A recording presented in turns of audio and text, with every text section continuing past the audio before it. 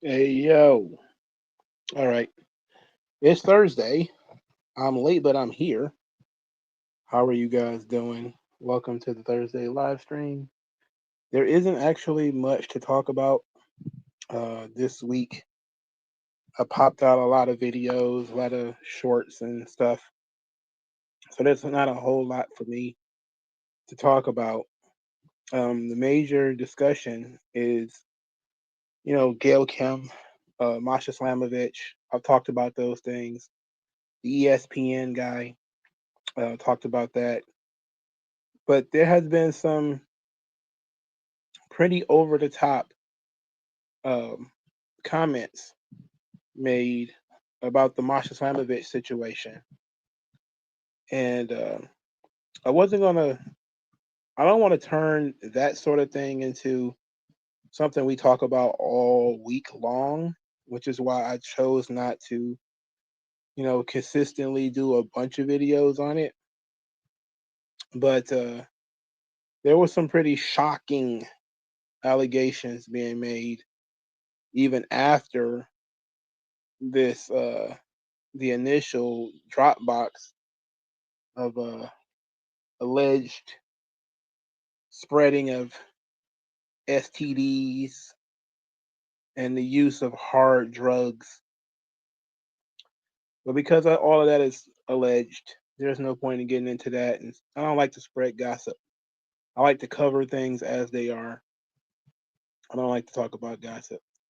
Obviously, one of the bigger subjects that's floating around is the Jasmine Nick situation.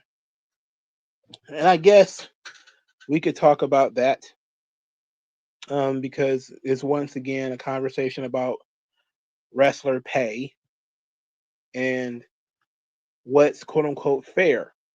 As for those of you who have not heard me talk about wrestler pay and fairness before, it should be noted that fair is whatever the market will allow, and depending a whole lot on what you bring to the table. There's a lot of conversation about WWE and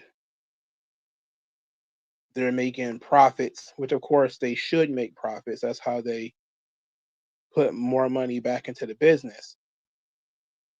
But the idea that wrestlers should be paid more without knowing how much money any individual wrestler actually makes.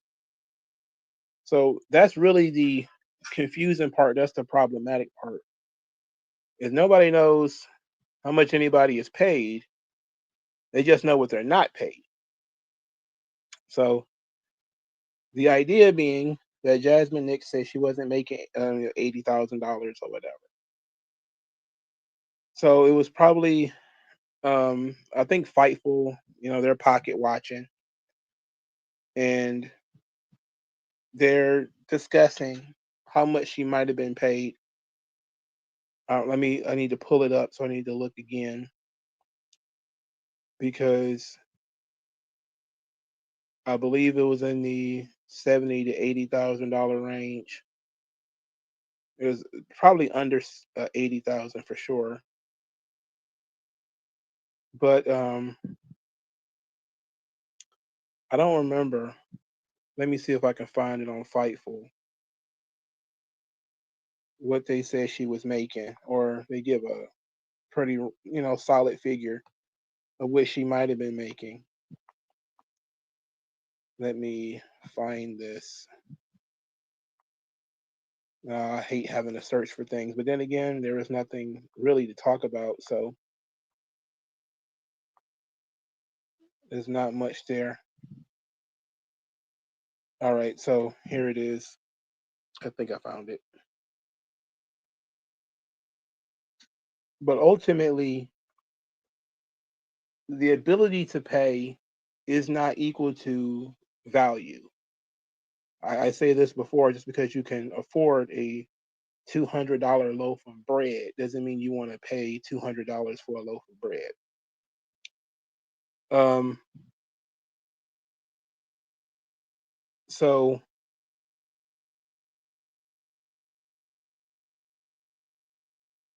all it says here is that they were unwilling to budge on the money that they offered her. But there was somebody, I forget who it was, it might not have been Fightful then, that put up a figure that was pretty much what sounded like a fairly solid figure. I think it was $75,000 per year for 3 years. And I think that was it. I think it was 75 grand for 3 years. And this led to a lot of people making these conversations about wrestler pay. She also said she would not start an OnlyFans, but we'll see. We'll see. But let's talk about this. Now, if you are an individual who never did this before, you have no experience, and you get a decent job, it's an entry level position. You get a couple of years under your belt. There's some improvement, but not leaps and bounds. They give you a little bit more responsibility. They give you some mentors, some people for you to follow around with. And near the end of your contract, they say, we want you to stick around. We want you to continue to grow. We see you got some potential. We want to keep you around. And you say, well, okay, how much you going to pay me? And the idea is that $75,000 is offered. That's what I'm seeing floating around. Let's just use that figure because that's the figure floating around. For you to say that's not enough, okay? That would be, I'm alleging, going to guess her downside guarantee would have been $75,000 a year. Now, when you take that into account, now that would be 75 times 3. That would be the overall contract. So she would sign a contract that would be for 75 times 3, see, 15, 21, almost $250,000. Almost. That would be what the entire contract would have been worth. Over 200 grand. And there's no income tax in Florida. Traveling is minimal because she works in NXT. She would have to probably travel occasionally on a yearly basis, but she's not traveling that far or going that far for traveling. She has access to the best trainers, great facility for free. Doesn't cost her anything. She does have to buy her own gear. Okay, fair enough. And she did suffer some serious injuries, so that's something you could take into account. But she mentioned, oh, it was Russell Purist. No wonder I didn't pay it too much. Oh yeah, but they were saying like, it says WWE sources did confirm that they wanted to retain Jasmine Nick, but was unwilling to budge from their offer. The claims from inside NXT was that she was at about 75,000 on her deal. That means current, which is the same amount she was offered for the new multi-year deal. And it was said that it would have escalated over time. When one person on Instagram commented that NXT wrestlers make 80 to 150, Jazmyn noted that it wouldn't have been an issue if that were the case. One NXT talent said she likely ended up with less than 60K after taxes and still incurs the cost of gear and the like. What taxes? There is no income tax in Florida. So that's the thing that people like. I guess if she has to pay her own taxes, maybe. But there's no income tax in Florida. And most NXT talent live in Florida. What you're seeing here, now, well, let's continue with this thing. She got 3 years of experience. Some of that time was injury. She was consistently on television. She was on TV pretty much every week, even though she really didn't talk. She worked trios matches mostly. Um, she didn't really have much of a singles career.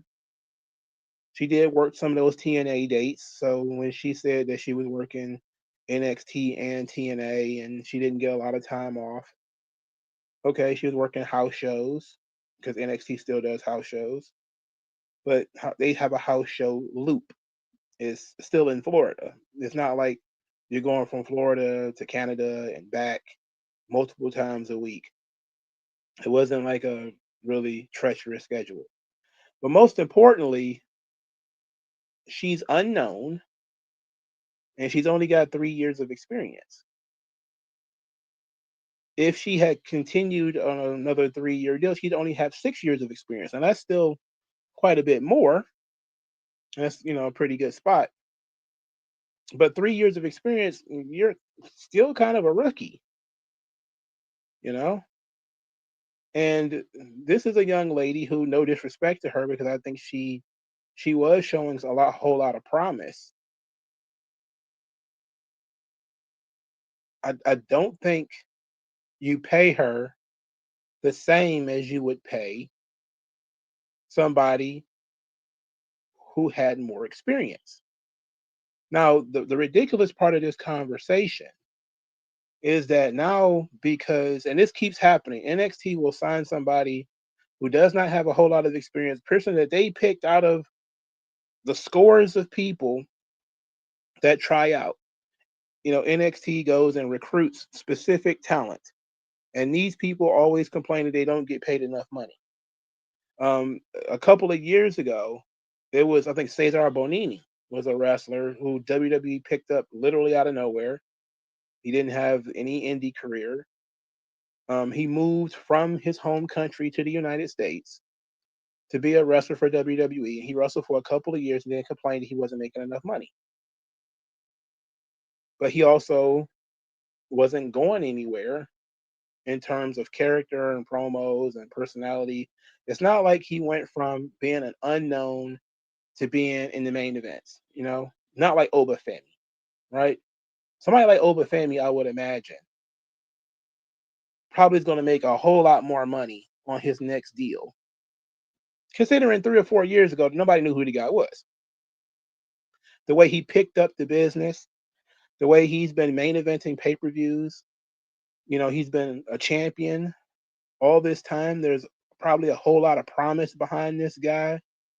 It's a completely different ball game than Jasmine Nick. Completely different. So different expectations. And NXT is a mixture of veterans and rookies and people that are somewhere in the middle. If you think that Jordan Grace is working at NXT for like 80 grand, get real. Okay? I don't believe that at all. I believe she probably would have made more than that in TNA. I do think some people do take a pay cut to go to WWE, but the term pay cut is probably a misnomer, considering if you are a popular indie wrestler and you work all the time, you likely make a whole lot of money. When you go to WWE, your dates are cut, and what you can do outside of WWE is limited. So when you're an indie wrestler, you're out there hustling. You're selling your own merchandise, you're getting your own bookings. And if you become popular, you could live very well as an indie wrestler if you become a very popular indie wrestler. And you could sell a ton of merchandise and you could make a pretty comfortable life for yourself. To give up some of that to go to NXT is a pay cut. I mean, that is what it's called. When you say Stephanie Vaquera took a pay cut, well, she was offered more money to go work in AEW, but she didn't want to work in AEW. This is literally that simple. She just didn't want to work there, not as much as she wanted to work in WWE. when people talk about pay, you have to realize there is more important things than pay. Almost everybody that we know as legends and stuff today, they likely had huge money waiting for them in WCW that they didn't take. There was probably guys who were making more money in WCW and left that company to go to WWE, especially considering WCW had guaranteed contracts. Remember, that was one of the big things that were Hall and Nash left because they were looking for guaranteed money because they knew WCW was giving away guaranteed money. So they wanted guaranteed money too. And Vince was like, no, I'm not doing that. So he lost some guys for the guaranteed money. It's good business on their part. It helped WCW, but look what happened to it in the long run. They started to overspend. They spent a whole lot of money on people without taking into account what that person was going to draw and what that person's position was going to be. And then, of course, they hired so many people that they didn't have enough spots for all of those people. So the conversation is not strictly about money. See, wages is never about payment, and the payment in exchange for labor is only one element of what a wage is. It should take into account also your experience level, your education level, your work ethic, what the company sees in you, what you see in the company. You know, there's more to it than that. Secondly, it says a lot that WWE offered her a new contract, meaning they wanted to keep her around. But they didn't see enough improvement in her to pay her a whole lot more money. So that's pretty much what it boils down to. They wanted her to stay, but they weren't willing to pay her a whole lot more money because she's not that important. They wanted to see maybe she'd have re-signed maybe and got cut in the next round of cuts because that happens too. But overall, Jay Gentile is a very beautiful girl who said she passed up on a lot of opportunities because she was working in WWE and she was not allowed to make outside money. So 9 times out of 10, even if it's not OnlyFans, and a lot of people think it's going to be OnlyFans, she's probably going to get some kind of modeling deal or something like that because she's been on TV. She probably got a nice little agent, and that probably was one of the reasons why that screwed everything up. She probably got the big head and went and got an agent. But she's going to go out and try to find her own fortune, and she's young enough to do that. She's only 26, so she's fine. I don't think that there's any reason to be angry at her for leaving. She was beating up her body in the ring. She tried it, wasn't really working out. Then she just kind of like, we wasn't making enough money to make this thing work. And WWE is saying, yeah, we wanted to keep you around. We're willing to pay you and train you and everything. We see something there, but you're not there yet. And this is a mutual exchange. This is fair. She wants more money. They don't want to pay her more money because they don't see enough improvement. And this has become WWE is stingy. Well, they should be. They should be stingy for starters. Second, why would you overpay somebody who, again, is the third wheel of a faction? And the weird thing is there's a lot of people who are only talk about this girl in this context. They've never seen a match. They have no earthly idea what she looks like. They hear she complaining about money, and then they're starting to tweet. Like, whenever somebody talks to you about how Jasmine Nick should make more money, name your favorite Jasmine Nick's match. What's your favorite Jasmine Nick's promo? Most of these people have no earthly idea who this girl is. They have no earthly idea who she is, which is the number one reason why you don't pay her upper 5 figures or 6 figures. Nobody knows who she is. She's still building her name. But I'm looking at something right now from some guy who follows Lucha Libre, and it's crazy because Conan was talking about how broke a lot of the luchadors are, and how WWE came in and kind of disrupted the pay scale in Mexico. Nobody talks about that though. Nobody wants to hear that, you know. And AEW did that too. Let me give them some credit. They came in and started paying luchadors quite a bit of money. But his comment was, the Jasmine Nick's deal is the most fascinating news story to me. If nothing else, than just to see the opposite reactions from the real world people versus the wrestling bubble, as well as people being shocked at the NXT pay scale. Imagine if you were paying attention pre-AEW. You mean when they were paying tons of money to guys who have been around for a long time to work in NXT, a brand that even when they started working bigger buildings, they were losing money? NXT has never made a dime. It's a money pit. It's always a money pit because it's a training facility. Even when Adam Cole was there, even when Keith Lee was there, all these guys who have been in Ring of Honor and PWG and all that kind of stuff, again, those were higher level and bigger money deals because those people had a lot more experience. They could have always gone to TNA or they could have gone to Japan. They had options. But a lot of the people that they recruit, you got to start somewhere. You got to have an entry level pay scale. The idea that people should never have an entry level pay scale is kind of ridiculous. That's the real world. In the real world, no matter where you go work, if you tell them you only got 2 or 3 years experience, you're not going to make top money, even if you were a plumber. It doesn't matter what you do. If you go and say, yeah, I've only been doing this like a year or two. If you're talking to somebody who's been doing this for 10 years, you think you're going to get paid as much as he is?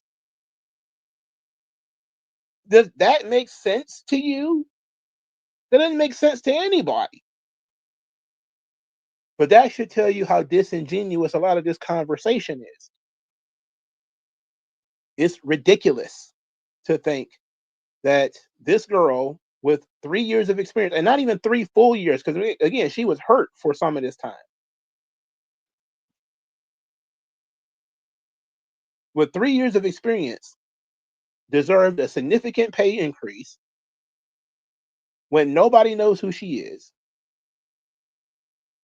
When she says, "Oh, I was working PLEs and I was working in TNA and yada yada yada," that was to get you experience. They were trying to level you up quick. They could have just put you in the barn, or you could be working on Evolve, working one time a month, maybe. Because that's, Evolve is not, they're not doing a whole lot.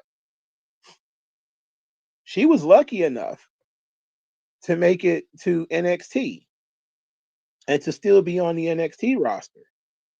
They could have put her in Evolve. Like they put Nikita Lyons in Evolve. Like I just watched Evolve like an hour or so ago. And Nikita Lyons, who's been in the business for a while, she was in WoW. She got more experience than Jasmine Nick. They sent her to Evolve. Pretty much everybody in Evolve has more experience than Jasmine Nick, except for about 10 or 15 people who WWE personally recruited. Wendy Chu has more experience than Jasmine Nick. She's in Evolve. Idris Inofe, who was sent to Evolve, has more experience than Jasmine Nick. Ridge Holland, who they sent to Evolve, has more experience than Jasmine Nick. Stevie Turner, who they turned into a general manager, has more experience than Jasmine Nick. Ava has been in the business longer than Jasmine Nick. It's stupid to have the conversation that she's not being paid enough. She should be paid more. What should the entry level of a pro wrestler be?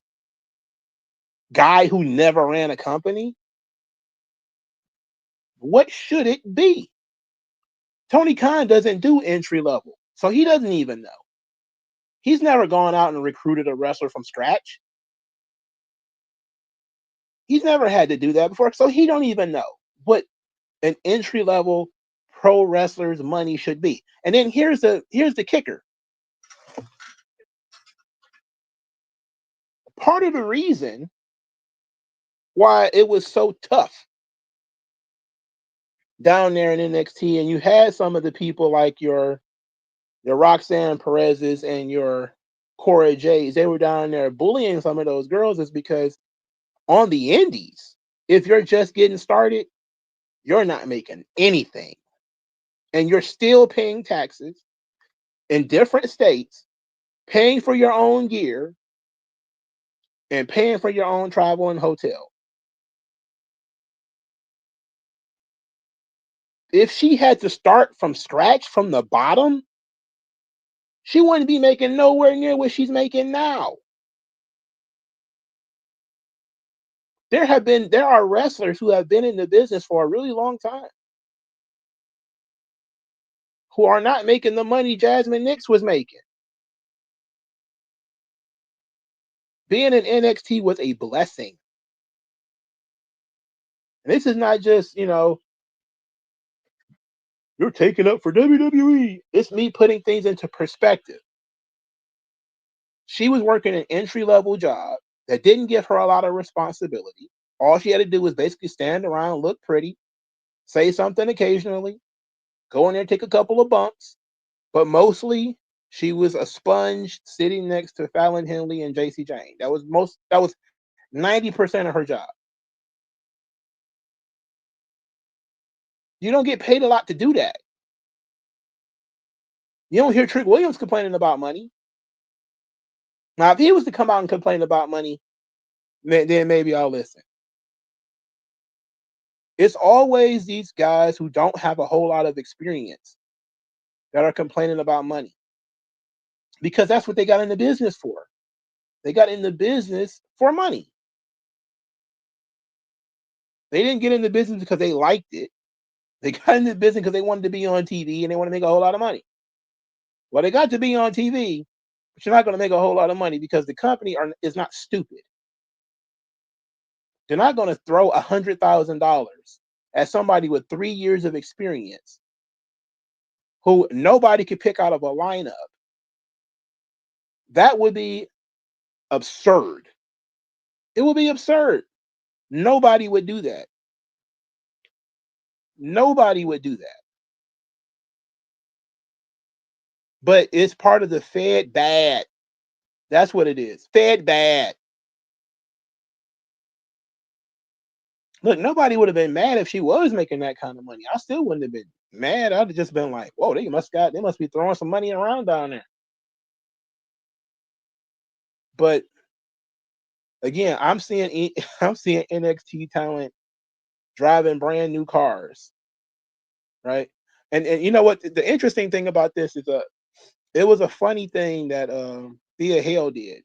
She was on social media talking about not wanting to pay $5,000 for a PC or something like that. And everybody like, damn, they must be broke down there. And in the tweet, she said she doesn't want to pay over a certain amount of money for this thing. Not that she couldn't afford it, but she just don't want to pay over a certain amount of money for it, which is common sense. She must be broke. They're not paying nothing down there. Okay. Okie dokie. Look, ultimately, here's the thing. Not everybody in NXT is being paid the same thing. Jasmine Nick was probably paid pretty well. And I'm pretty sure that there was people who showed a little bit more promise than she did that got cut. The young lady that was Mara Sade, she's Mara Sade in TNA. She got cut. I don't know how much she was making, but she immediately got and went down to TNA and started doing something else because she wanted to be in the business. This girl decided she's going to quit and immediately started talking about things outside of WWE.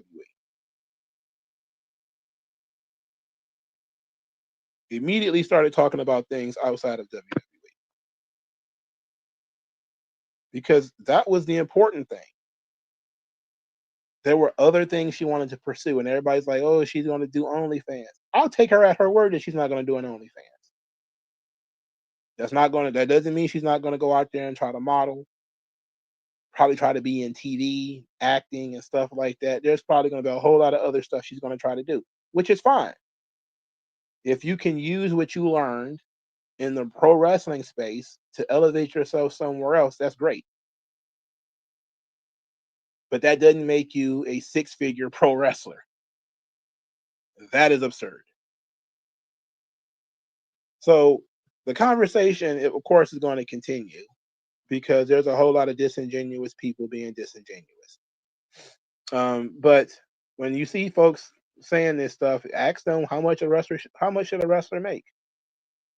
I saw somebody say some ridiculous stuff like, well, was it Vince Russo that there should be revenue sharing?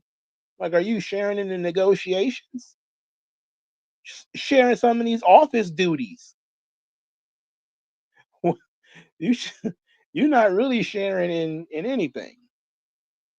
You get paid to travel and get in the ring. That's pretty much it. That's your job. That job has a certain number attached to it. And that's going to be dependent on how well you do that. How well do you get in the ring and draw tickets and and all that. And then everybody's like, "Oh, it's AEW. They do so great."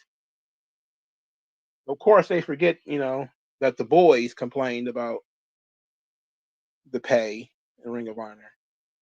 Of course, they forget that there was extras that was working for AEW who was missing out on a pittance, like $200. They weren't getting paid. But that's not what this is about. This is about somebody with an entry-level job who thinks that they should be paid more. It's like, no, you're still entry level. You haven't gotten up to the next tier yet. You're not a solo act yet. You're not a star yet. You're becoming a star. And we gave you all the tools and the opportunities to do that. And maybe, and I truly believe that if they had re-signed her, her role probably would have expanded. But it is what it is. No, there's no diss to her though. I know a lot of people are dissing her and thinking she's gonna go be a whore and all that. I don't really think about that stuff. To me, it's, does it financially make sense for the company to sign you for a whole lot of money? And if the answer is no, then the answer is no. That means it just doesn't make sense. All right, let's move on to the next subject. Jim Cornette and Brett Lauderdale had an issue over death matches. So Gail Kim dissed death matches, and this led to Gail Kim and Brett Lauderdale having an issue because GCW does death matches. So the two of them squashed their beef. They had a little tete-a-tete over the internet. And Brett Lauderdale says, "I don't dislike Gail Kim, and it's clear she's well liked by her peers. That's why it's so disappointing to see her echo the same uninformed, tell a story, hot dog handshake bullshit about death matches as old losers like Al Snow, Jim Cornette, and Dutch Mantell. She's better than that / them." And she said, "I like you too, Brett. I said I would watch the doc," meaning the documentary, "and give it a chance. I dislike death matches and always have. Like I've said before, wrestling is subjective. I also like Dutch, Jim Cornette, and Al. This is what's so great about debates and conversations. What can all have a say? So then Jim Cornette says, Gail, it's okay to tell the truth about death matches. The garbage wrestlers that do them, and the garbage jock sniffers like this one that promotes them. You showed more talent in the ring in 15 minutes than any of these cretins in their lives. Don't watch. The smell of trash isn't subjective. So then Brett Lauderdale decides he's going to go at Jim Cornette. He says GCW is more successful than Smoky Mountain Wrestling ever was, and that makes this miserable old man and all his followers very angry. That was pretty funny. Even funnier is that he asked Grok, and Grok's response, I think, was very, very interesting. Extremely interesting. Hopefully, I can get it to load up in time because my tablet's about to go out. Thanks. Thankfully, I plugged it in. Great.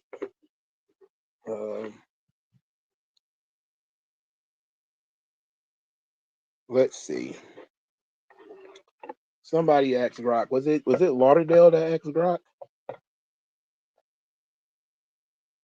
Because I do want to discuss that. Ooh, shit. So Brett Lauderdale's hypothesis is that GCW is more successful than Smoky Mountain. That is the comment that he's making here.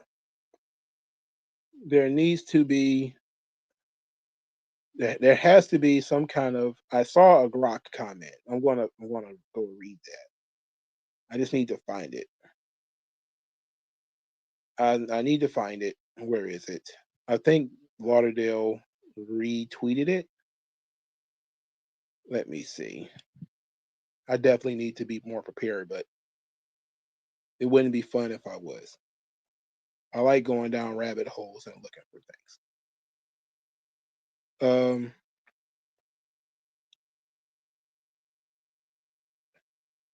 What? Where is it? Where is it?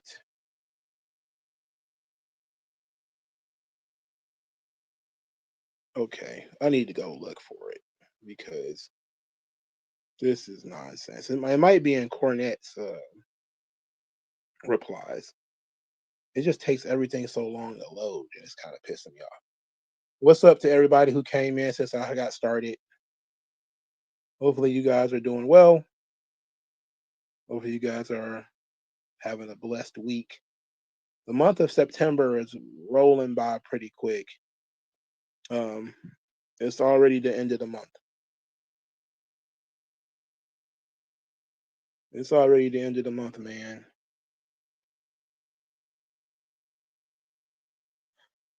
So it's amazing. It'll be Halloween second. Time for YumaCon almost. I don't think I'm gonna go to YumaCon this year, man. I'm too damn broke. I don't have no real extra money.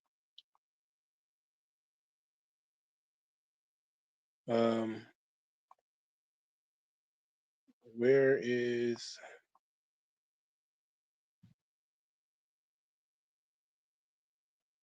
let's I gotta put it in Grok. God damn, why is everything so hard to find?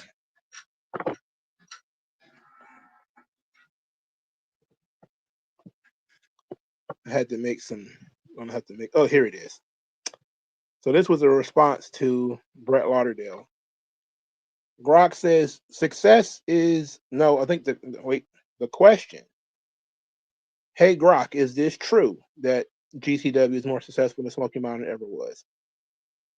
Grok says success is subjective, but let's compare. Smoky Mountain Wrestling 1991 and 1995 peaked at around 5,000 attendees per event, but closed due to financial losses and no profitable TV deal. GCW 1999 to present has lower peak crowds around 2,000, but thrives with sold out shows, international events, pay per view streaming on Fight, and ongoing operations. By longevity and reach, GCW edges out. And Lauderdale shrugged. And people are saying Jim Cornette needs to suck it. All right. So this is a very interesting. I'll put the Discord in the comment section. Maybe somebody who's in the Discord can link to Discord. But it's interesting, this conversation that they're having here. The issue that I have is that even if it's true, which it probably is, you have to take account what Jim Cornette was trying to do and what Lauderdale was trying to do. Because Lauderdale doesn't have television either. All right, he doesn't have TV, but he does these weekend shows with indie guys. He has a traveling troupe of guys that he uses. Then he also has that he uses local talent too, so it's kind of like a mixture. He doesn't run as often as Cornette tried to do TV tapings and running storylines weekly. Lauderdale doesn't do that. There's barely any storylines in GCW, for God's sake. There's probably like 3 total. So they're doing different things. They're different business models. One thing that I really have a problem with is that a lot of people who hang their hat on, well, Terry Funk did death matches. Yeah, Terry Funk did death matches when his athleticism and his name started to diminish. It kept him relevant after his last run in WCW when he was working with Flair. He was kind of he was a wild man. He could do that kind of stuff, but he had been wrestling for 20 years at that point, thereabouts. He was world champion in the fucking 70s or something. And now he's working with Flair in the 80s, and he's working with Hogan on Saturday Night's Main Event and stuff. Not a lot of places for this guy to work anymore. So yeah, he goes to Philadelphia and starts playing with fire and thumbtacks and all this other crazy stuff. I know he was doing some of that stuff in Japan too. But not everybody is Terry Funk. There's now people who exist who literally their job is to go roll around in thumbtacks, to get hit with fluorescent light tubes. You'll never see them booked for a regular wrestling match. They will only get booked to do that stuff. And none of them have ever looked like they've been inside a gym. Almost all of them are beer-bellied, fat, look like shit, twinks, people who look completely and totally unathletic. If you truly believe that this is pro wrestling, hire these people to do something other than roll around in thumbtacks. I would beg you to hire a deathmatch wrestler to work a real match. Most of these people would never do it. They never even try it. He wouldn't see Lauderdale wouldn't make money off that. He believes in death matches because the spectacle gets people's attention, and that's what people come to see. He doesn't do it because it's a whole, this is such great pro wrestling. Terry Funk did it. Sabu did it. None of these people are Terry Funk and Sabu. Not every fat guy is Bam Bam Bigelow, Big Boss Man, or Vader. Sometimes you're just a fat fuck. Just because some people can do deathmatch wrestling and it's fun, and it's entertaining. Hayabusa could do deathmatch wrestling and make it fun. That doesn't mean every twink who tries to do a moonsault is Hayabusa. What you're trying to do is called the Pac-Man syndrome. You're trying to say that a small number of people is greater than the larger number of people. There's tons of these folks who would not get booked at all for any event if they had to actually work a regular wrestling match. Now, I'm sure Jim Cornette is going to eviscerate this guy on the podcast, but I think Grok is probably closer to true than false. I truly do believe that GCW has been around a lot longer than Smoky Mountain. But then again, Smoky Mountain lost somebody a whole lot of money, and he was running in Appalachia too. So Smoky Mountain it ran only in the Tennessee, Ohio, Virginia area, and also Cornette owned a piece of OVW. So I think GCW might even be more popular, well, than OVW was, but OVW created more stars. So I don't know. There's a lot of different things there to discuss, but let's say that it's true. It doesn't make deathmatch wrestling any good. I can tell you that. I can promise you that. You know, it's kind of goofy. All right.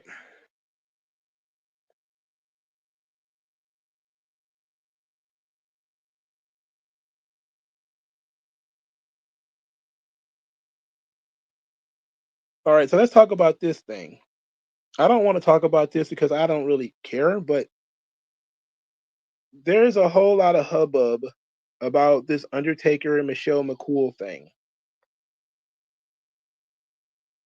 There is this. Obviously, I think I did a video on the the podcast changing and the guy who was doing the podcast kind of getting kicked out of the podcast. Um, and now there's this. I'm probably gonna end up doing a video on this because it's audio involved. So I'll just give my initial thoughts. I'll probably put out a separate video listening to their audio. But I want to find what I saw. What's this? What I saw with Michelle. There was some written stuff there.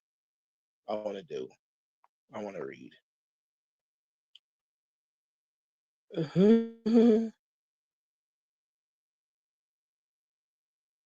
um. Yeah, we're gonna get into it. We're gonna get into it a little bit more. We're gonna get a little to. I'm gonna talk about this a little bit more tomorrow. But I want to get started on this. There's a whole lot of folks who are mad that the podcast changed. And Undertaker says, look, this is where we're at. This is direction I wanted to take the show. Whether you like it or not, I do this. We do this for fun. And if you get entertained, then be entertained. If you're not entertained, you don't like it. This is America, and you get to do whatever you want. So just relax and enjoy the ride. I never listened to his podcast in the first place. I just don't have that kind of time, man. But I did love looking at a lot of the clips. I watched a lot of the clips of him talking on his podcast with the other gentleman whose name I don't remember. Um, and my understanding of the breaking up of the podcast is that WWE wanted to buy it, and so they did. And in buying the podcast, they didn't want this other guy involved. So they basically said, "Look, we're selling the podcast, and this other guy kind of has to go," and they just replaced him with Michelle. Again, TKO, the Tiny Hats at TKO, they already pay Michelle some kind of Legends contract. So they're going to force her into everything. And people aren't thinking about that. When they talk about her, and I know this is a different thing I'm going to go into, when they replaced Mickie James on LFG with Michelle McCool, part of that might be Undertaker wants to work with his wife and he's a simp for Michelle. But part of that is also going to be she's under some kind of Legends contract and they're already paying her. So why pay somebody extra to do this when we're already paying somebody? We'll just get them to do it. I mean, it's common sense, right?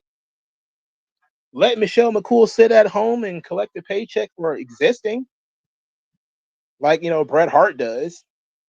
Or, but Bret Hart is Bret Hart. Michelle McCool is not Bret Hart. Or we could put her here, there, over here, just to keep her busy, so we can get some of the money we're giving them back. you know. But I do feel bad for the fans of the podcast, because it had a more laid back feel, I think. Um, and that sucked.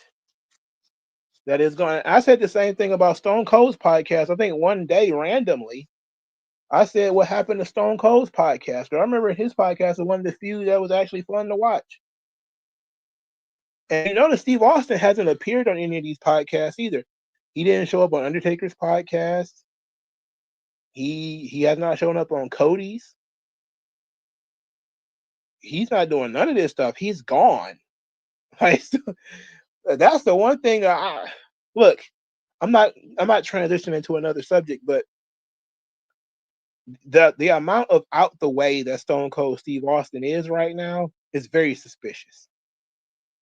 The amount of "you guys stay over there, I'm gonna stay right on over here," it's kind of suspicious. He hasn't been involved in anything. Nothing. I think he made that one appearance at WrestleMania. That was it. If they called him to do something, he's just kind of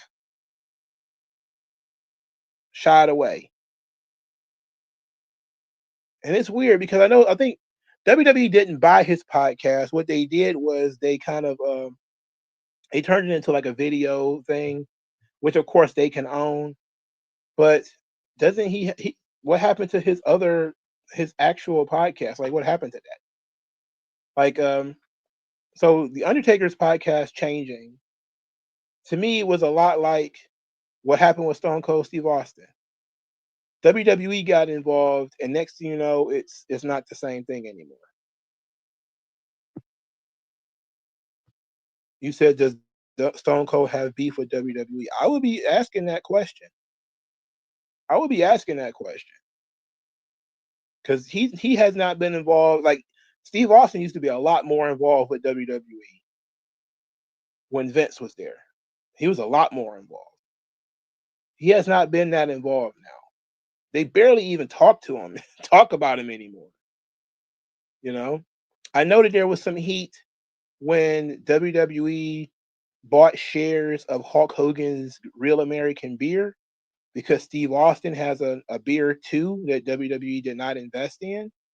I know that was part of the issue, but I don't know if that's enough to cause a whole lot of friction. But I did note that WWE still does commercials with Hulk Hogan's Real American Beer because they own part of it. And when Stone Cold had his beer, they were letting him do the Stone Cold IPA stuff. And they were promoting him, but they didn't invest in the company. And then TKO bought it. So then, of course, you had that issue. But, this is a conversation worth having. But TKO invested in Undertaker's podcast because they pay Undertaker. So they don't want him making outside money, which is why they got him doing the Dead Man tour. They don't really want him making outside money. They want to keep him busy. They're paying this guy. They want to keep him busy. They got him doing creative work in Mexico. Why is he doing creative in Mexico? I love Undertaker. What the fuck does he know about Lucha Libre?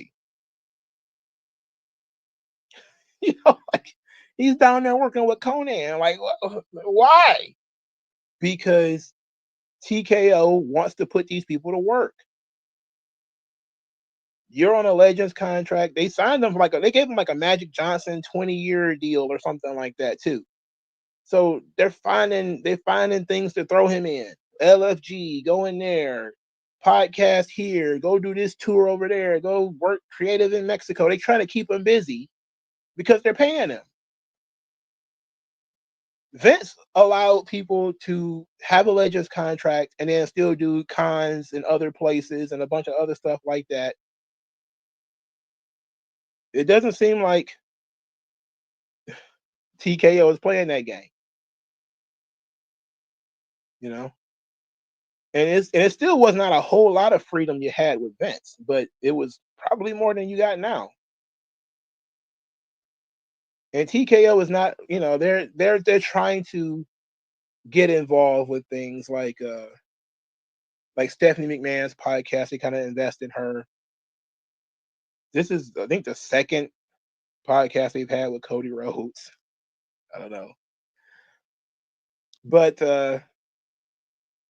they changed Undertaker's podcast. It's over, bruh.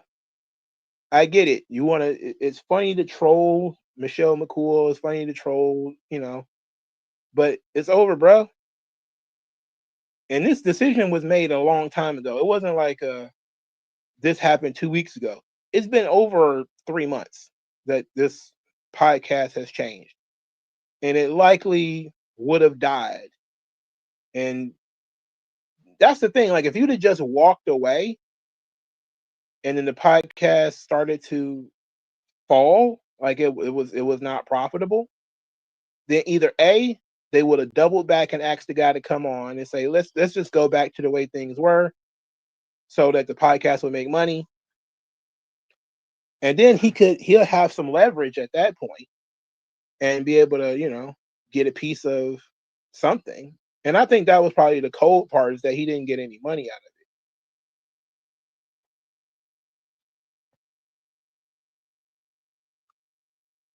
You know, there was that was kind of the cold part. I wish I remembered that guy's name. I don't remember at all. But that was the cold part. You know, they came up with the podcast idea together, but it was Undertaker's podcast with his name on it and everything. And he probably should have gotten some kind of restitution for the podcast being snatched from underneath him. It's unfortunate that he didn't.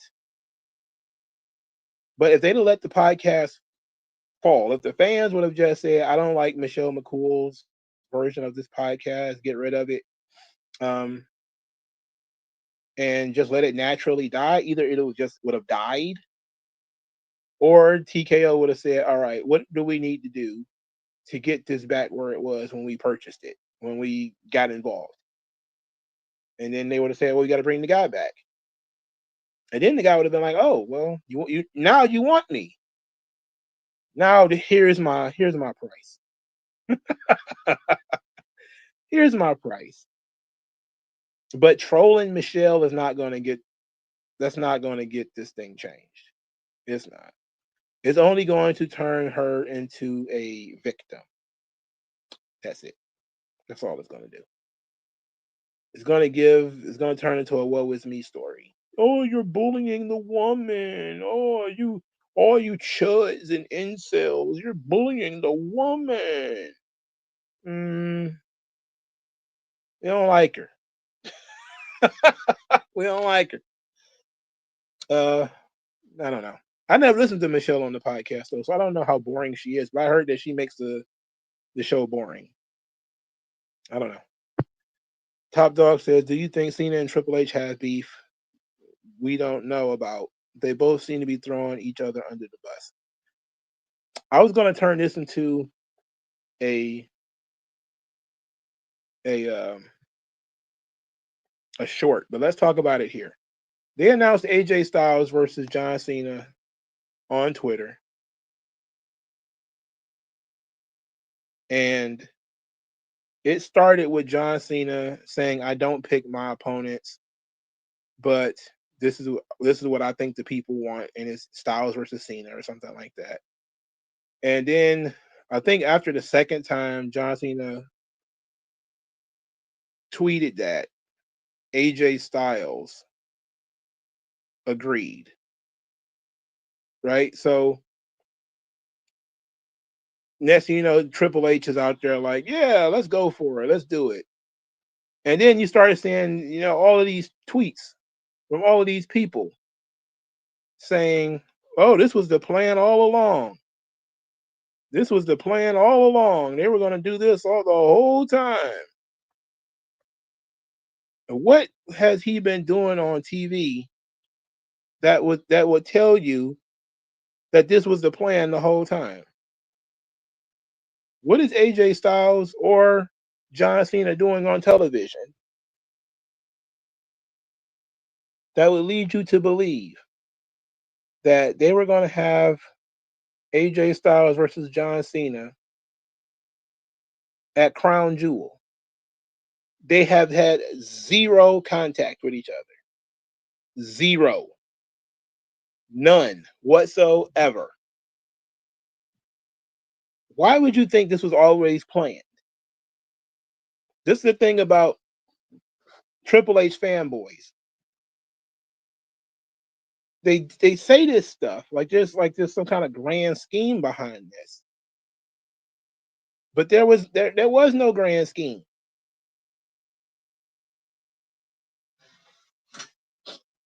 Now, do I believe for a second that Triple H didn't know John Cena was going to tweet that? I do believe he knew. I do believe that Triple H knew that John Cena was going to tweet that, and AJ Styles knew that John Cena was going to tweet that, and then Triple H was going to save face by booking that match. I do believe that they put it together, but they probably put it together last minute. It certainly is not something they built up on TV. So clearly it's not something Triple H put a whole lot of interest in or put a whole lot of energy into. He saw the negative attention that they got for WrestlePalooza, and people were on Twitter saying, we just want Styles versus Cena. We got to do Styles versus Cena. So they probably sat down and said, let's just do Styles versus Cena, but how do we get there? Well, John Cena's not showing up on TV, and AJ Styles is in the middle of a feud with random guys in masks. Let's have John Cena just request it over Twitter. So that's what they do. So I do believe that there was some planning in this. But I don't believe it was planned like months ago. I believe it was planned like a couple hours before they did it. You know? Because having John Cena come off that loss to Brock with no follow-up, having AJ Styles lose to Dominic Mysterio, and then being a feud with El Grande Americano, this does not mean that they were all of a sudden going to book a main event between these guys for Australia. And people was like, oh, they should have just did it in France. That should tell you right there that they weren't thinking about it.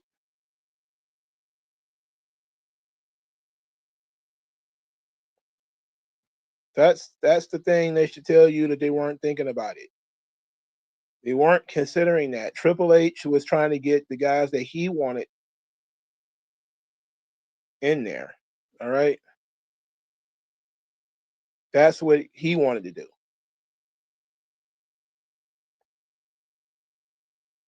And then also Brock. Because I truly believe that I don't think Brock Lesnar is a Triple H guy. But I think TKO probably wanted Brock because they're going to do WrestleMania in Saudi Arabia. So they had Brock under contract because they want him to do WrestleMania in Saudi Arabia. And they're probably going to want him to do WrestleMania in Las Vegas. So, especially since John Cena is about to go away,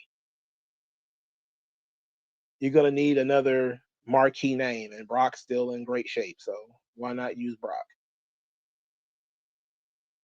But to think that there was some kind of master plan behind this John Cena AJ Styles thing is just to be naive. It's incredibly naive. There was no plan.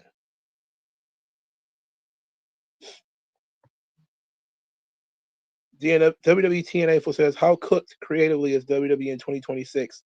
Once this retirement tour of Cena is over, they literally haven't booked anyone fresh hot this year leading into WrestleMania next year. And guess what? AJ Styles says he's done at WrestleMania this year. Next year, rather. Now, he said next year, I don't know if he said 2026.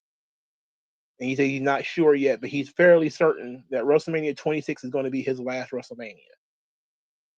So you're about to lose another big player. And think about that for a second. TKO takes over. Now all of these people are starting to retire.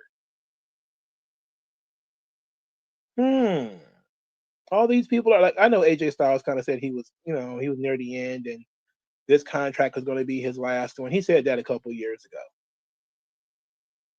But AJ Styles, Edge, John Cena, all these guys just hanging it up all of a sudden. Like, yeah, I'm done. I'm out of here. That's very suspicious to me. That's very, look, yeah, it's not suspicious that old men are old. All these guys are, in their 40s and 50s. I get it. But at the same time, that's the thing. When has so many marquee names left WWE at the same time, within 2 or 3 years of each other? Edge was gone. And then shortly after Edge left, Cena announced his retirement.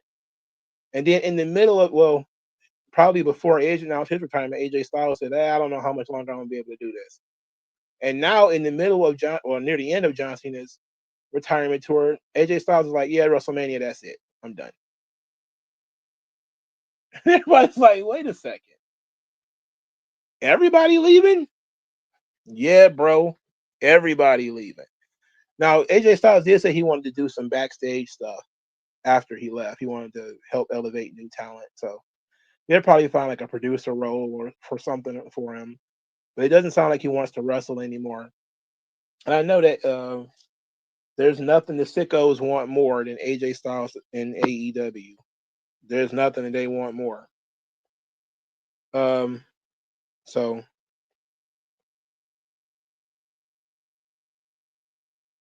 WG Phil says, to be honest, AJ has been wanting to retire, but he wanted to retire with fans.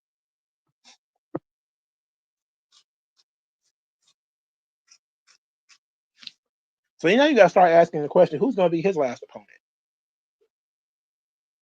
Who is he going to work WrestleMania with? If it's going to be his last WrestleMania, who is the opponent going to be? His most iconic rival in WWE was John Cena. And they're going to have their last match long before WrestleMania. Who else could it be? I don't know. Alex Shelley? I don't think so, fam. I don't think so. Maybe Rey Mysterio. Maybe AJ Styles versus Rey Mysterio. It's not like they have like a extensive history or anything like that, but it just could be fun for our last match. That could be fun.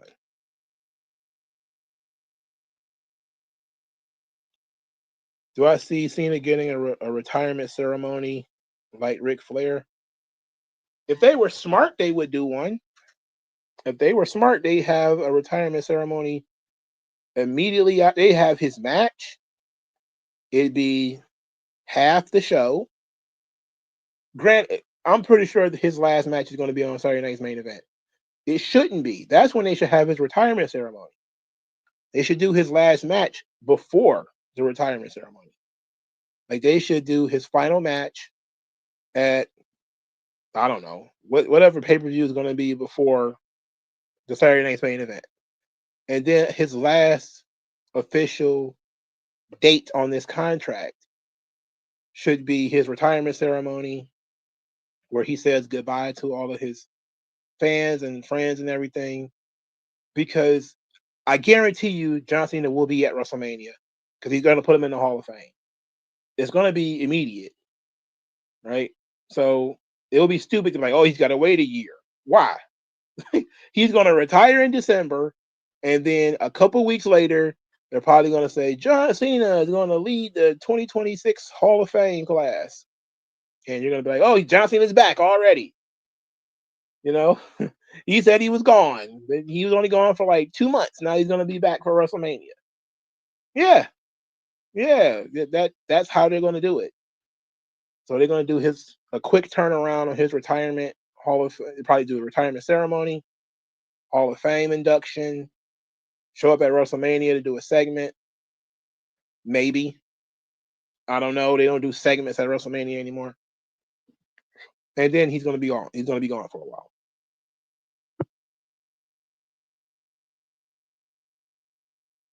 You said Dominic may get a match on Raw. That would be nice. Yeah, Edge was John Cena's greatest rival, but Edge is in AEW. So there's nothing you could do. WWE says, random question. Speaking of all these guys' retirement, who are the brave souls willing enough to be inducted into the WWE Hall of Fame in 2027 in Saudi Arabia? That's going to be an interesting question because I can almost guarantee you Cena's going in 2026. So who is going to volunteer to be in 27? Brock Lesnar? Maybe Brock Lesnar at 27? Maybe Brock Lesnar and Vince because they don't have to sell any tickets. So it'd be like Brock Lesnar and Vince. I don't know. But I also heard that they're talking about doing a special PLE for the end of the Ruthless Aggression era. Okay. That's why you should have saved Brock and Cena for that then, instead of doing it at WrestlePalooza. Should have saved it for that. Who should induct Cena, Kurt or Vince? Vince, but they're not going to have Vince do it. They're probably going to call Kurt Angle to do it. So I'm pretty sure Kurt Angle already is under a Legends contract or something like that. So they'll probably have him do it. It seems like it would make sense for it to be somebody that's close to John Cena, and it's not going to be Vince. They're not going to let Vince do it. I have a feeling Vince will be in the building, though. I don't think he'll make it on camera, but I think he'll be in the building. I think he'll be in the building, but I don't think he's going to make it on camera.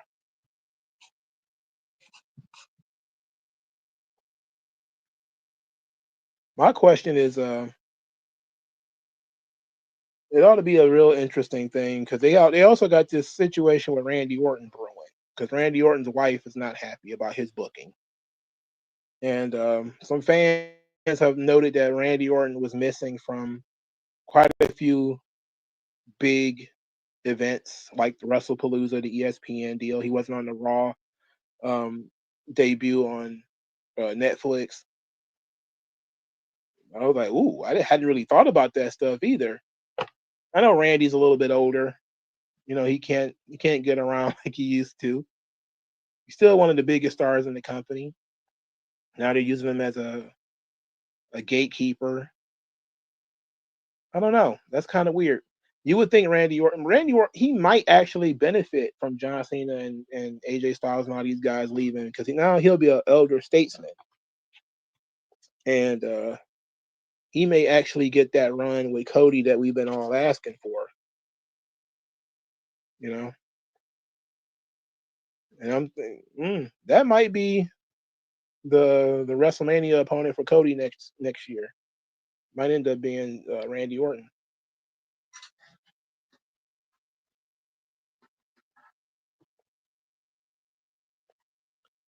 Phenomenal A says, I'm only saying it's possible because Cena being the one to make the AJ match happen. People forget that a month ago, Cena said the match wasn't happening. Then look what happened. Yeah, I think he applied pressure after the WrestlePalooza thing happened. Yeah, I still think they're probably going to. I don't see why you book Brock and Cena to do what they did unless they're going to have another match. I don't see why you would do that. You know, why would their final fight be that? Like, I don't know, like, and why would John Cena lose it? So something tells me they probably are going to have another one. Triple H is the one who are saying, yeah, we're not doing that one again and all that kind of shit. It's like he said, oh, this is the last Punk and Cena match. I'm like, why? Why does it have to be the last Punk and Cena match? Because that's what you wanted to bill it as? It doesn't have to be. They can run it back. They can do it again. Like you can do Randy again.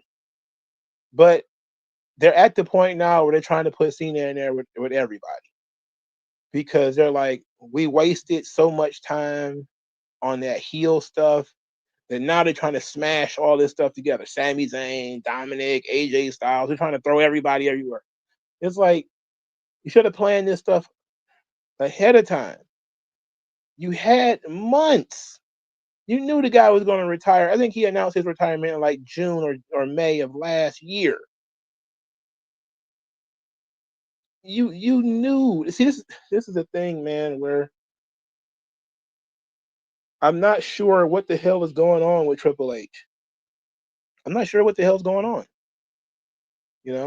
There's a lot of conversation about maybe Gunther being the last opponent for Triple H. I mean, for John Cena. I don't necessarily like that because, well, he just lost to Brock, so Gunther beating him wouldn't really mean that much, and then him beating Gunther kind of hurts Gunther. So I don't know, but I don't think The Rock wants to wrestle, and plus he lost all that damn weight, so I think he's cooked. I think The Rock is cooked. I don't think he's gonna wrestle again. Now, maybe John Cena's final opponent will be Roman Reigns.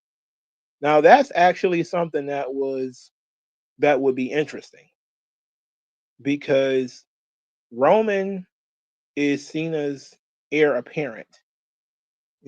Cena passed the torch to Roman. That's the biggest match you can do. Why not? Why not Roman and Cena? It's not like Roman's doing anything important. Like why not Roman Cena one final time? Yeah, why not? This time there's no bloodline. The two biggest stars in the company. It's guaranteed to fill a building. Guaranteed. Main event? Hell yeah. The tribal chief versus a faded John Cena? I would like that idea. I think you got that backwards. I think Roman beat Cena twice. I think I think uh I think Roman is undefeated against John Cena. I don't know, man, but a Dominic Mysterio match would be fun. I don't hate that idea, but I wish we'd have started when he was the world champion and he was working with some of these guys, and he'd got in there with like a Carmelo Hayes and stuff. That would have been the perfect time to do that because he was already on the show. And then there was the stuff they did with Logan Paul too. That was a lot. That was a big waste.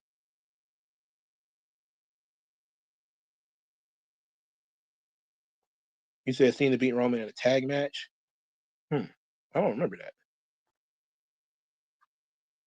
You say you see no need for Gunther to get the honor of retired John Cena.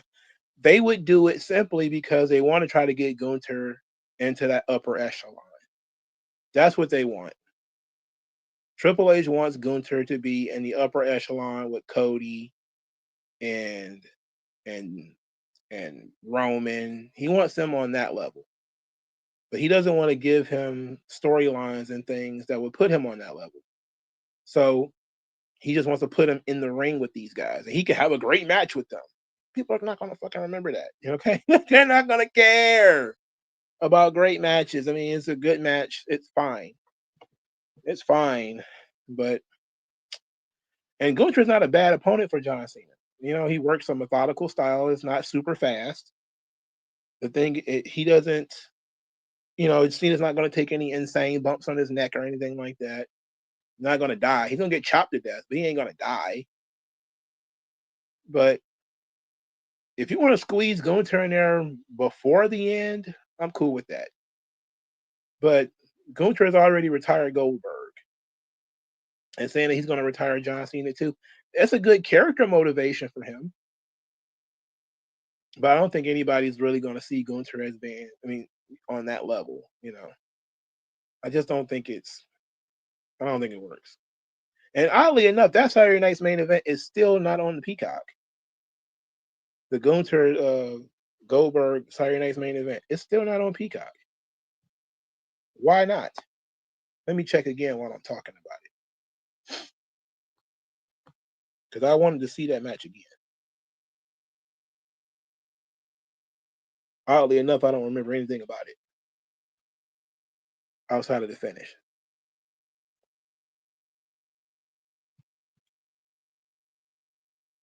Oh yeah, here it is.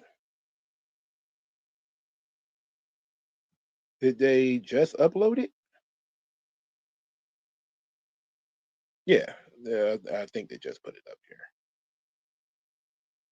because it wasn't there last time I looked. So it's there. Cool. It's there now. Yep, they could have had Cena versus Braun Breaker, Jacob Fatu. They could have had one more match with The Miz, which was another John Cena rival that's still around. And Cena and Miz have had two separate feuds.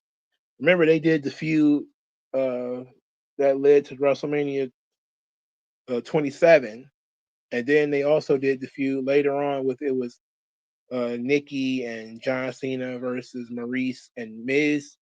So they have a lot of history between the two of them. So who knows? Maybe The Miz would be John Cena's final opponent. Maybe people aren't thinking about that. Maybe it will be The Miz.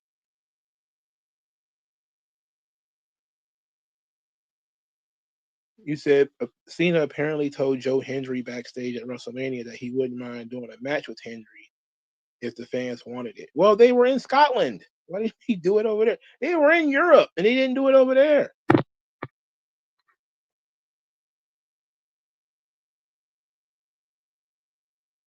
I mean, there's so many people he could have worked with, but they wasted our time with that heel turn. And then they wasted our time with, I mean, with, I won't say R-Truth is a waste of time because his character plays off of John Cena very well.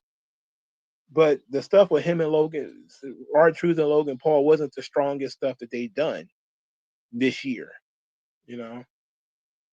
But is Triple H trying to get his guys to the next level? Gunther and Logan Paul and the Damian Priests of the world. The goddamn Seth Rollins is, I hadn't really occurred to me until now that I think part of this is going to be him trying to elevate Seth Rollins as well. So maybe Seth Rollins will be the final opponent of John Cena. Maybe that could be it. Cena and Rollins hadn't had a match in 10 years, I think, have they? They had that match. They had a feud in 2015, I believe it was, when Rollins broke Cena's nose, and they pivoted from that to him injuring Sting. He had a rough 2015, bro. And,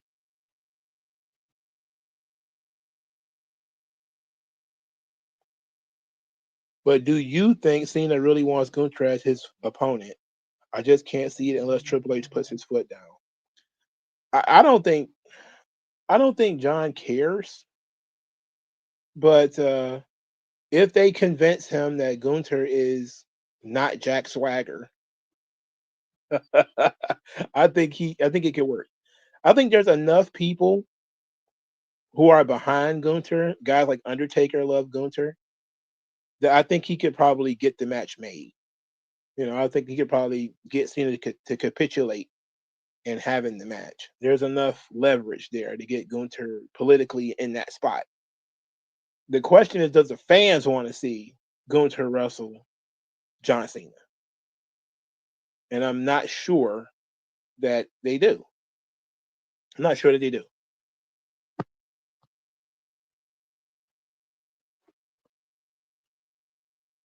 You said John Cena does care. I think he cares now because of look at the reaction to this WrestlePalooza match. You know,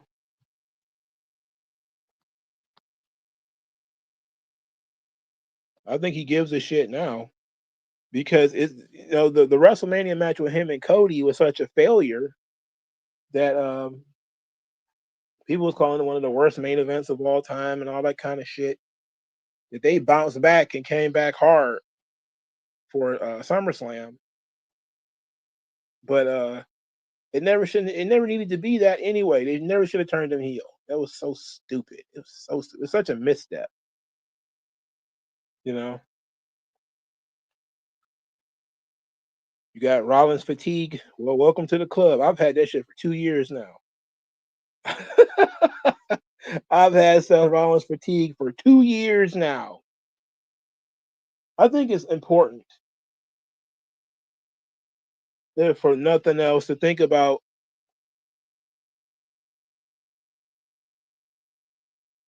where do we go from here and what's the company's priority. Do they want to put over somebody new or do they want to honor the past? Um, a retirement match should be somebody's a rival or somebody who looks up to the guy who's retiring, and I think that should be the case. I think it should be this should be something John Cena is booking or very closely involved with the creative process of. But most of the guys that would make sense, we don't have access to. Batista would make sense. They came up together. They even had a couple of feuds, but Batista's gone. It's over. The Rock, epic feud with The Rock. The Rock's done. You can't do The Rock. Edge is his greatest rival. Can't do Edge. Kurt Angle was his first real feud. The guy who gave him his big break. Can't do Kurt Angle. Undertaker is a stalwart in WWE. Can't do Undertaker. He's retired. Roman Reigns, he's still there. Brock is still there. Orton is still there. Punk is still there. But they wasted the Punk match. They wasted the Orton match already. They're not doing those again. And they wasted the Brock match. They're not doing that one again. So now, most of the guys you would consider to be really big stars who have been around for a long time, either they're already retired and they're done for and they're gone, or well, they're retired, done for, and gone. And then the guys who are still active, they've already done the match. So the only person who had a significant hand in John Cena's career that's still around is The Miz. We done fallen into The Miz. Like that's it. So is The Miz going to be the last opponent? I don't know. I don't think so. That doesn't sound like a good idea. That doesn't sound like a good idea. So I don't know, man. I guess they're going to have to make the decision now to go with the future. So the future is probably for Triple H. He probably sees the future as Gunther or Braun Breaker. Braun Breaker being, if you're going to be a guy who's going to retire John Cena and you're a young guy, it should be Braun Breaker. If you're going to pick a young guy, and you can't use Obafemi, who would be perfect, then it would probably be Braun Breaker. He'd probably be the best guy for the job. But unfortunately, he's in the shadow of Seth Rollins. So I don't know what you do. I'm at a loss for words. Okay. Just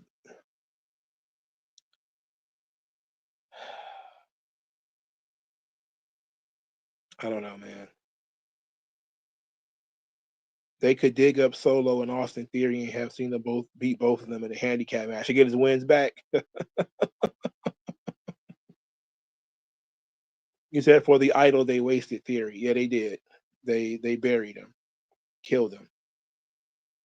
Yeah. Now here's the thing: Drew McIntyre is a good option because Drew McIntyre was on the come up while Cena was there. He's been around long enough that you can give McIntyre that match and people will believe it. I think if Drew McIntyre was John Cena's final opponent, that would be great. But then they just beat Drew McIntyre with Cody. So there's that. The same Drew McIntyre who beat Brock Lesnar in 5 minutes, he just lost to Cody. So you have to really do some rebuilding. And he's still feuding with Cody because I guarantee this feud is not over. So how do you get Drew McIntyre into a match with John Cena?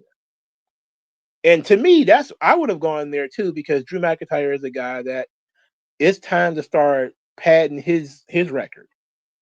You know, he's a guy who's got so much cultural cachet with WWE. He basically grew up right in front of our eyes.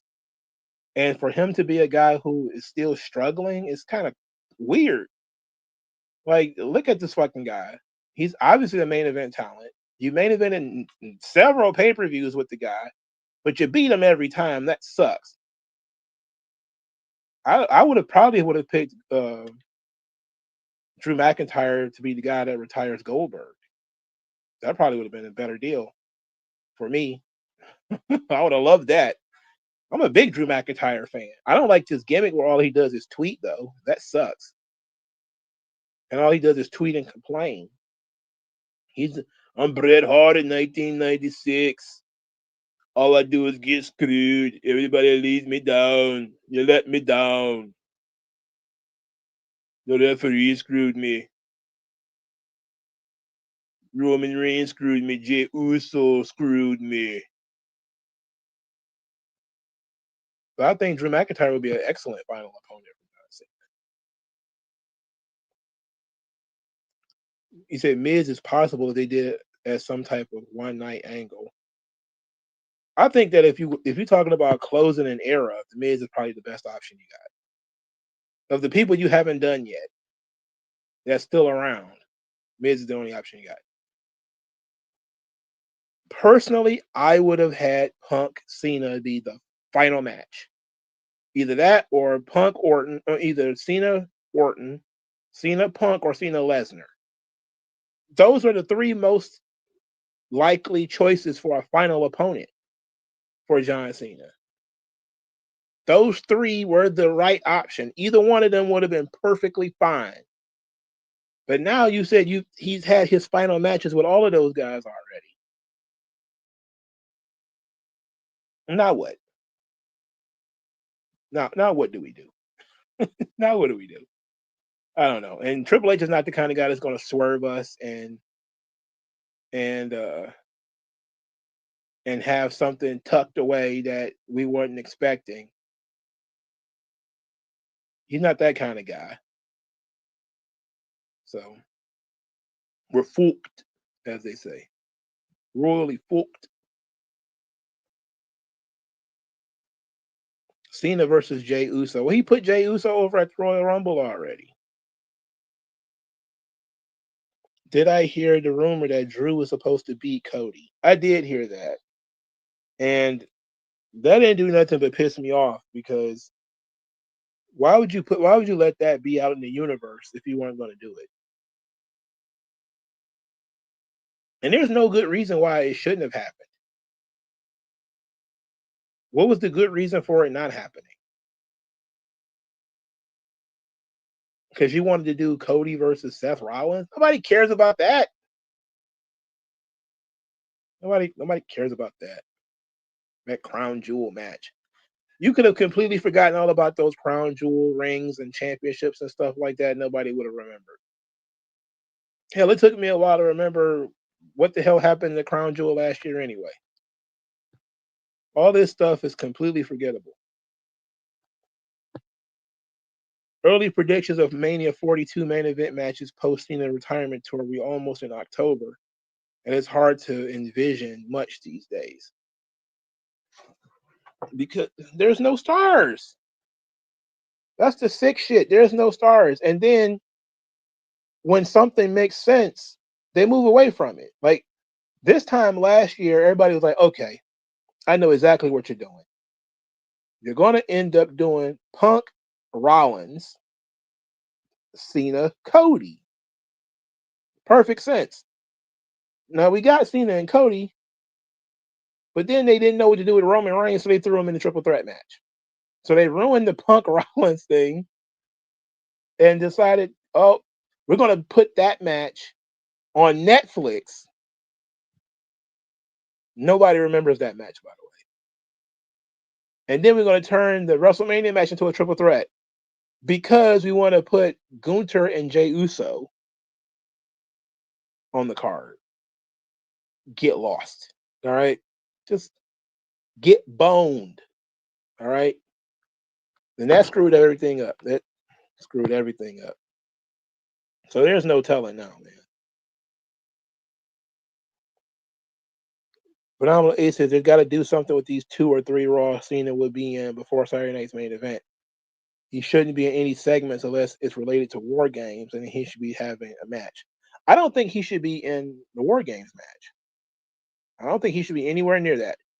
The War Games, if they're going to do a War Games match, should be its own thing, and Cena should be his own thing, right? I certainly believe that. Look, there's not a whole lot of matches left after AJ Styles. It's not a whole lot that I need to see left. Most of the people that I really like ain't going to get in a match with John Cena. It ain't likely. It ain't likely. But it is what it is on that front.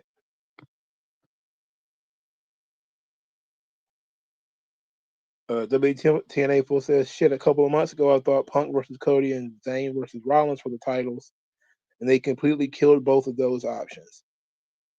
Now, I still do believe that Zayn and Rollins is going to happen. I think that's still on the cards. They moved Sami Zayn to Raw. So that should tell you right there that they want to build something with him and Rollins. It took him away from SmackDown. Well, it would have made sense to keep him there so that he could continue being an underdog and win the Royal Rumble and jump ship to Raw to wrestle Seth Rollins. But they changed that. Now he's already on Raw, so he doesn't even really need the Royal Rumble. But I think he will win it. And people are going to be extremely mad that he's going to win the Royal Rumble. And it's going to be Rollins and Zayn at WrestleMania. That's what I believe. Now, Cody, I'm thinking the only match you can make that can make any money with Cody, the Punk match, obviously. Then you got the Orton match. But they've had the Orton match already. They did it at King of the Ring or something like that. So they've already ruined that. So it's got to be Punk, right?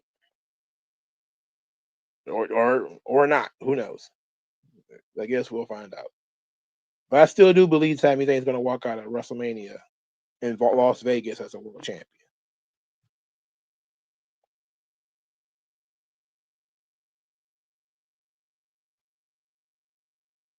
Braun versus Brock Lesnar is the perfect match to do for WrestleMania 42. Braun and Brock came from the real sports world, and ESPN loves diving in all of that. It's a match TKO ESPN would want. The issue is who's going to be the babyface? Braun Breaker? How long is this match going to go? Who's going to go over? So you mean to tell me you're going to have Brock Lesnar do a job for one of Seth Rollins' underlings? Or are you telling me that Brock Lesnar is going to kill Braun Breaker before he really even gets started?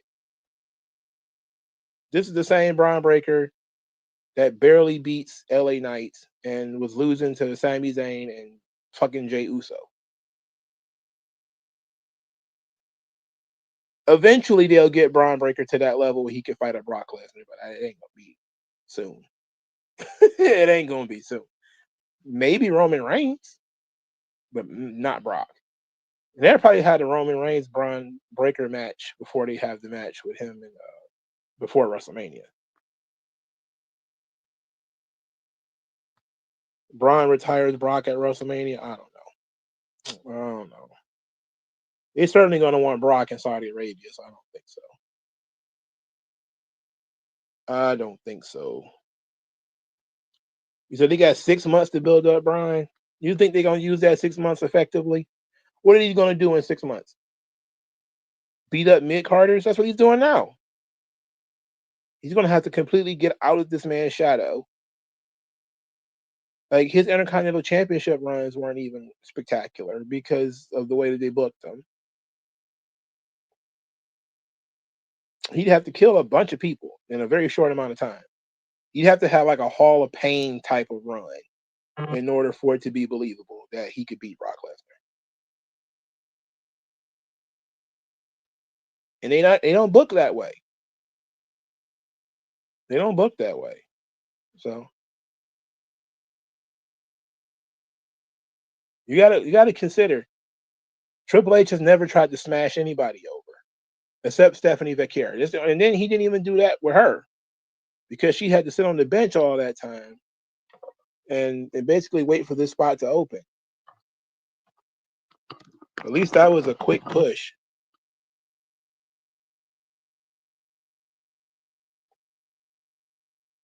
If Judgment Day survives another WrestleMania, I'll be a loss for words. Something tells me that Dominic Mysterio is going to lose the Intercontinental Championship, probably to Finn Balor. If he don't lose it to Rusev, of course. But it's not like Rusev is an important piece to this thing.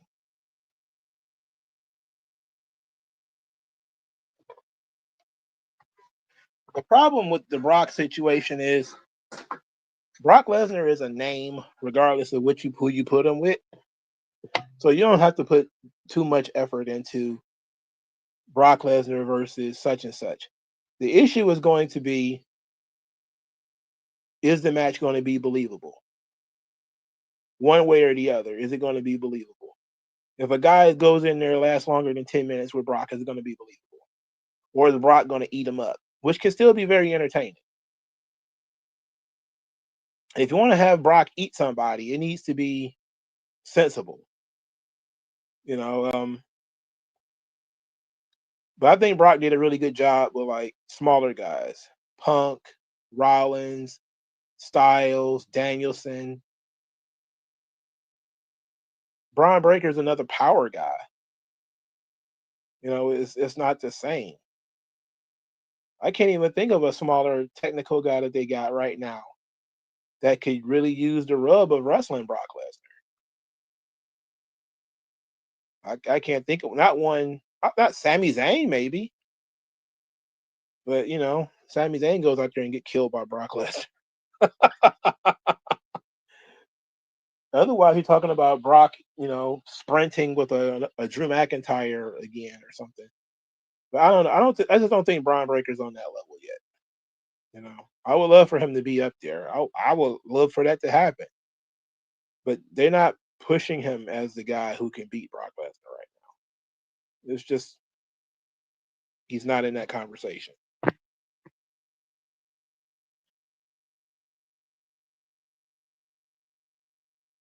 I understand why you're looking at it from the perspective of ESPN can really dig into this, but in terms of character, it just doesn't make sense. You know, he's basically in a tag team right now. That'd be like saying Montez Ford can, you know, can hang with Brock Lesnar. It's like, yeah, he's a standout tag guy, but let's get real. Let's slow our roll a little bit. If Braun Breaker was like still the Intercontinental Champion, had been crushing guys left and right, I would be 100% like, yeah, you could probably go in there with Brock and do something big. Not right now though. He's following around a man who is following around his wife. We're cooked right now, cuz we're cooked. He said Heyman turns on Brock for the last time, helps Braun win the match. Maybe I'm thinking too much. You know, they've done that so many times that I don't think it'll be effective. But it could be interesting.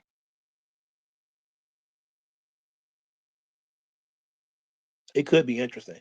Like I would love to see them do something in the Royal Rumble first. and see how fans react to it.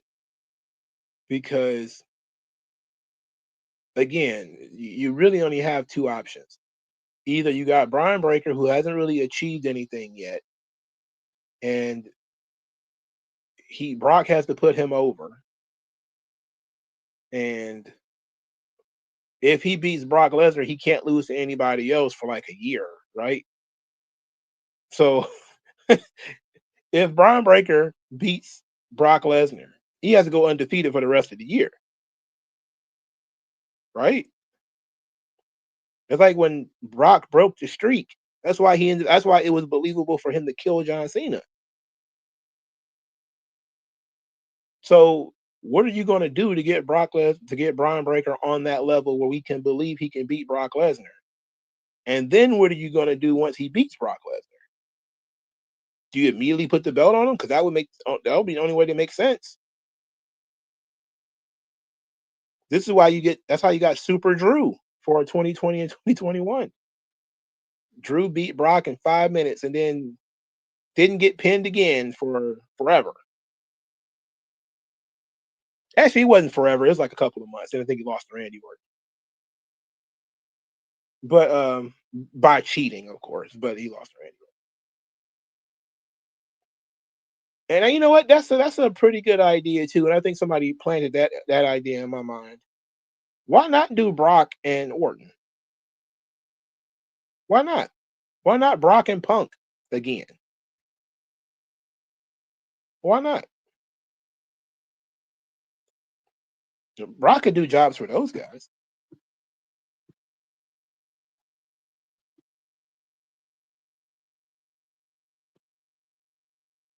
Braun beats Brock, wins King of the Ring, wins world title at SummerSlam.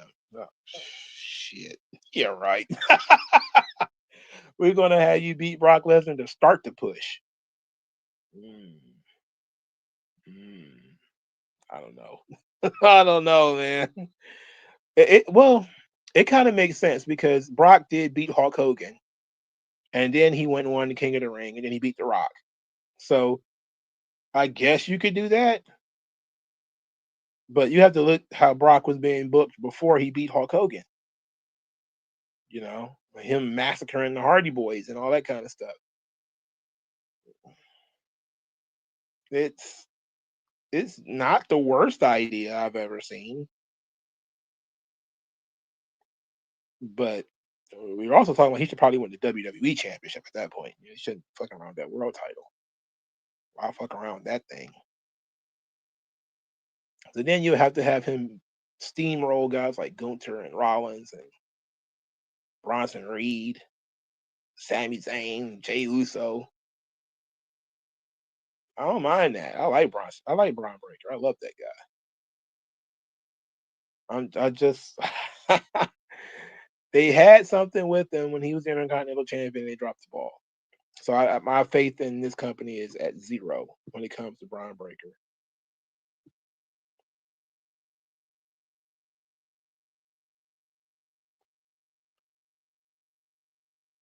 That's why you could do it again. They haven't had a match in 10 years. I think Brock and Orton is a good money match you could steal a show with. I would go for it. Even if the match was 8 minutes, I'm pretty sure Orton would be very, very happy. Like, he probably would not care at all, period, if that match was 8 or 9 minutes. And I think an 8 or 9 minute Brock Orton match might be more fun. Like the match that they had, I don't know why it was booked so weird. And obviously, you're right that they wanted to make Brock look like a killer for the UFC thing. But they haven't had a real match yet. So yeah, go with Brock and Orton. I would go that route. That's something that hasn't been done a lot. And Punk and Lesnar hasn't been done a lot. They haven't seen. That gives you some time to build up a Braun Breaker to get on that level. You know, but something tells me that Seth Rollins bump is going to be because Seth Rollins is a Triple H guy. It's going to be hard to get him out of the way. Right? It's going to be hard to get him out of the way. It's going to be very hard to get Seth Rollins out of this conversation. Okay, it's going to be hard to get Braun Breaker out of the conversation with Seth Rollins. Because anything that you do with Braun and Brock is going to be more important than whatever Rollins is doing. Because if he's wrestling a legend like Brock Lesnar, who is Seth Rollins wrestling? Sami Zayn? Come on. Why would his underling be higher on the card than he is? Sami Zayn and Seth Rollins is a Raw main event. That shit's not a WrestleMania main event. I don't give a fuck what you put on the poll. I want to see Brock Lesnar and Randy Orton. They can do as much test as they want. I am not offended by it. All right, do your thing, boys. And I think it's fresh enough that you can get away with that. You know, especially for one of the Saudi shows or something like that. Like if they was going to do it in WrestleMania 42, I'll be down with that. If they was going to do it WrestleMania 40, yeah, 42, 43 is going to be in Saudi, right? It's 2027. If they're going to do it this year at WrestleMania, I wouldn't be mad. If they want to do it at a big event, like overseas or something like that, I wouldn't be mad. I do want them to do Orton versus Lesnar, though. I do want them to do that. I feel like we've been deprived of that. We need that. You said they had something with Pentagon Jr. made him a background character. Yep. Phoenix too. Aleister Black too.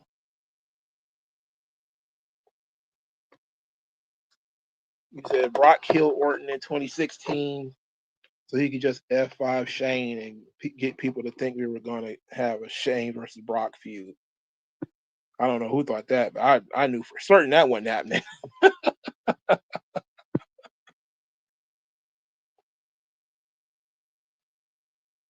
Yeah, I mean the Penta stuff is ridiculous because they got him to a certain point where he was super over and extremely popular, and then pumped the brakes for no good reason. Just hit the brakes like skirt. Why? Reasons. Just no good reason. And they're screwing over Dragon Lee too. I mean, they're not doing the Luchadors any credit in WWE currently. I'm about to wrap this thing up. I think we've talked about every possible option. You know, the issue we just got is Triple H has his favorites, guys like Rollins and Gunther and Sami Zayn, and he's not in a rush to move those guys out of the way. You know, and I think Cody's probably in that conversation as well. They're not in any position to move those guys out of the way yet. So there's that. And so I think WrestleMania is pretty much going to be a combination of those guys that are already being booked strong right now. The mid card in WrestleMania is probably going to be an interesting thing because the mid card titles, the tag belts, the women's belts, all that kind of stuff is a disaster, absolute disaster. But what we need is some feel good moments and some things that make people pop and some surprises and stuff. They don't have none of that stuff in store right now. Like the AJ Lee thing was a feel good moment for a certain section of the audience, and they still might ride the high of that. And of course, there's people also who love Stephanie Becker, but people want big feel good moments. They want surprises, and I don't see none of that stuff happening yet. I don't see none of that taking place anytime soon. So, all right. Thank you guys for your time. I appreciate it. See you guys down the road. Probably see you guys probably not Saturday because NXT, so maybe Sunday. All right. Peace out.